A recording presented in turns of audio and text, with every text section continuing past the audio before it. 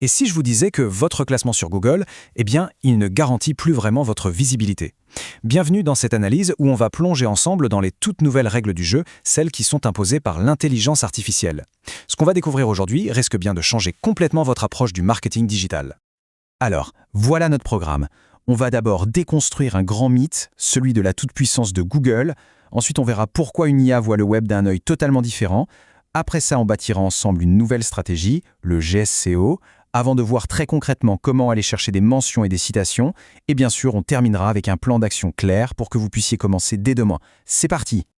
Première étape, on appuie sur Reset. On va devoir bousculer une idée reçue que la plupart d'entre nous, dans le marketing, avons profondément ancrée. Cette idée que tout commence et tout finit avec Google. Voici la question qui change tout. Est-ce qu'il est possible d'être un fantôme sur Google, mais une véritable star sur ChatGPT? La réponse est non seulement un grand oui, mais elle révèle une faille immense dans les stratégies SEO qu'on applique depuis des années. Accrochez-vous, c'est vraiment là que le jeu change. On a longtemps cru que la visibilité sur Google et la visibilité sur l'IA étaient deux courbes qui allaient monter main dans la main. Mais la réalité, c'est plutôt un fossé. Les données montrent une déconnexion totale, et franchement assez surprenante, entre ces deux univers.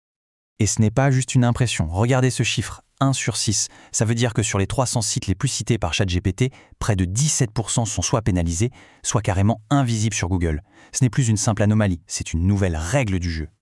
Mais alors, comment on peut expliquer ce grand écart? Pour comprendre, il faut soulever le capot et regarder comment fonctionnent les LLM, les Large Language Models comme ChatGPT. Leur vision du monde, leur façon de lire le web est fondamentalement différente de celle de Google. Ces exemples sont juste édifiants. Prenez Franco.wiki. Zéro trafic depuis Google, mais c'est le 65e site le plus visible sur ChatGPT. C'est fou. Pire encore, Meilleur5.fr est sur la liste noire de Google, et pourtant il cartonne sur l'IA. Comment c'est possible? Eh bien la réponse se trouve dans la façon dont ces intelligences artificielles ont appris. Voilà la différence clé. Imaginez Google comme un explorateur qui parcourt le web en continu, 24 sur 7, et qui met à jour sa carte du monde en temps réel. À côté, les premières versions des grands modèles de langage, c'est un peu comme une immense bibliothèque, magnifique, mais dont tous les livres ont été imprimés à une date précise, disons en 2022, et qui n'ont jamais été mis à jour depuis. Cette chronologie explique tout. En 2022, un site, même de mauvaise qualité, est aspiré dans les données d'entraînement. Quelques mois plus tard, ChatGPT est lancé avec cette connaissance gravée dans le marbre. Du coup, même si Google vient pénaliser le site en 2023, pour l'IA, il reste une source légitime, comme une photo prise à un instant T qui ne changera plus. Bon, maintenant qu'on a bien compris le pourquoi du comment, passons aux solutions. Il faut oublier le SEO traditionnel juste un instant. On a besoin d'une nouvelle approche, une nouvelle discipline, le GSEO, pour Generative Search Engine Optimization. Cette nouvelle stratégie GSEO, elle est assez simple. Elle repose sur deux piliers, deux jambes. D'un côté, il y a les mentions, c'est-à-dire faire en sorte que l'IA parle de nous. Et de l'autre, il y a les citations, c'est-à-dire devenir une source directe que l'IA va recommander avec un lien. Alors, une mention, c'est très simple. C'est quand votre nom de marque apparaît naturellement dans la réponse d'une IA. Par exemple, si on demande quelles sont les meilleures solutions pour et que votre nom sort dans la liste, c'est ça, une mention. La citation, là, on passe un cap. C'est le niveau au-dessus. L'IA ne fait pas que vous mentionner. Elle ajoute un lien direct vers votre site, comme une note de bas de page qui dit « Allez voir ici pour plus d'infos ». C'est ça qui va vraiment générer du trafic qualifié. Ok, passons au concret. On s'attaque au premier pilier, les mentions. Comment est-ce qu'on fait pour que ChatGPT, Gemini, Claude et les autres deviennent en quelque sorte nos ambassadeurs de marque?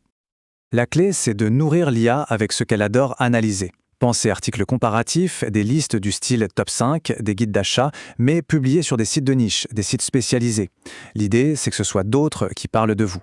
Un conseil super important ici, il faut rester factuel, comparer des faits et surtout éviter de dénigrer les concurrents pour ne pas risquer de tomber dans la concurrence déloyale.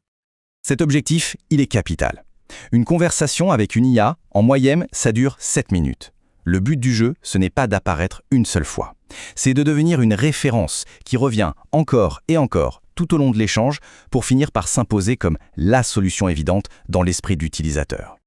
Parfait. Maintenant qu'on sait comment faire parler de nous, passons à l'étape suivante, le deuxième pilier, les citations. Comment faire pour que l'IA envoie les gens directement sur notre site web et pas celui d'un autre? Ici, la règle d'or, c'est la fraîcheur et la structure. Un petit site, mais qui est mis à jour très souvent, a beaucoup plus de chances d'être cité qu'un site énorme, mais qui ne bouge pas. Un petit conseil tout simple, pensez à afficher clairement une date de dernière mise à jour sur vos articles les plus importants. Et ça, c'est un petit secret technique qui est absolument crucial. Pour Google, l'autorité, ça vient beaucoup des liens. Pour une IA, la fraîcheur vient de la modification du contenu lui-même. Chaque fois que vous mettez à jour une page, même si ce n'est qu'une virgule, vous changez son empreinte numérique. Et ça, pour l'IA, c'est un signal lumineux qui dit « Hey, ce contenu est frais, il est pertinent ». Ça change absolument tout dans la stratégie de netlinking. L'objectif, ce n'est plus d'avoir un lien de n'importe où sur un site à forte autorité, non.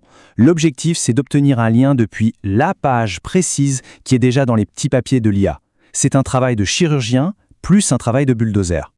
Bon, on a vu pas mal de théories. Il est temps de mettre tout ça en musique. Voici votre plan d'action, étape par étape. Voilà votre feuille de route. Point numéro 1, faites un audit. Ouvrez ChatGPT, Gemini, Claude, Mistral et testez. Regardez où vous et vos concurrents apparaissez. Deuxièmement, pour les mentions, lancez une campagne de contenu sur des sites partenaires. Troisièmement, pour les citations, identifiez vos pages clés et mettez-vous un rappel pour les rafraîchir tous les mois. Quatrièmement, pour le netlinking, changez votre fusil d'épaule et ciblez les pages déjà citées. Et enfin, pour créer tout ce contenu, des outils comme le plugin NeuroKai SEO de Pixelium.ch peuvent vraiment vous aider à produire des articles de qualité optimisés pour l'IA. La question finale, elle est assez simple. Pendant qu'on discute, il y a de grandes chances que vos concurrents soient déjà en train de mettre ça en place. Ce n'est pas le futur, c'est maintenant. Alors, est-ce que votre stratégie est prête pour cette nouvelle ère ?